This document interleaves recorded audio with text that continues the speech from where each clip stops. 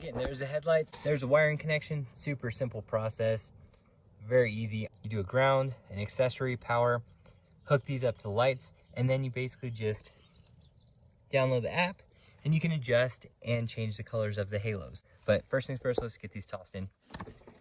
First thing you gotta do is remove the grill. Super simple, it's similar to the JK. You just pop these little guys off. You got 1, 2, 3, 4, 5, 6. You take those off, use a little screwdriver or pick, pull them off, and then all you're gonna do is pull the grill out. There's little snaps in here, so it's gonna feel weird, but just pull it out and you'll be good to go and you get the grill out. If you're not familiar with these, it's really easy. You pop this center portion up, that comes up like that. Some people take it out completely, but I mean, you don't have to. It just comes apart in 2 pieces if you do it that way. And then you just ease this up. And then this whole thing comes out. It's a little bit harder to do with one hand, but there you go. Simple process. If it comes apart, no worries. Just put the bottom piece in first, then push this in, and it goes back together like normal.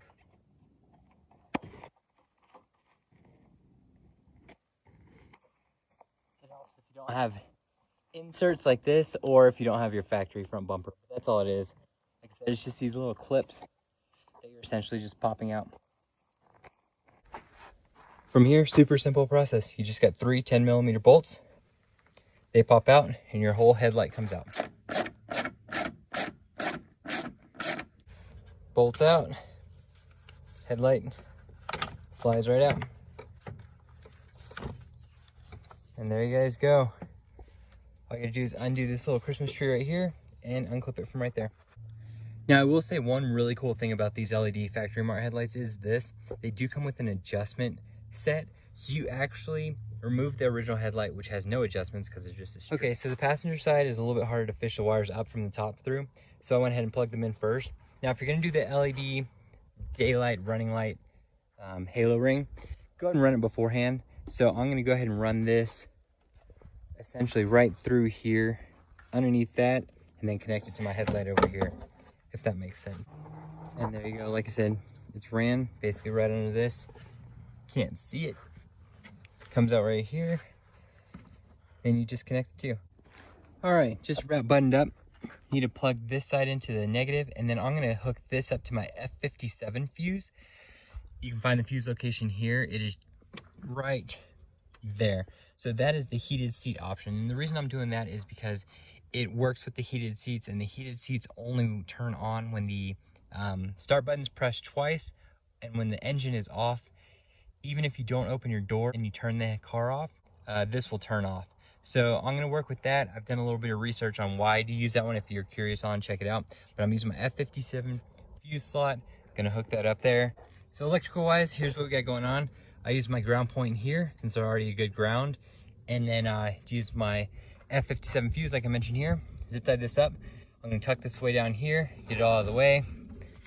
Make sure it's not affecting anything, clean that up a little bit. And there you go, everything's all cleaned up. That's what they look like now, compared to the stock factory yellow ones. Gives it a little black look, perfect. Now, one thing I will say, it will behoove you to leave the grill off when you're centering up the lights. I put them in all the way tightened up so that they'd start in the factory location.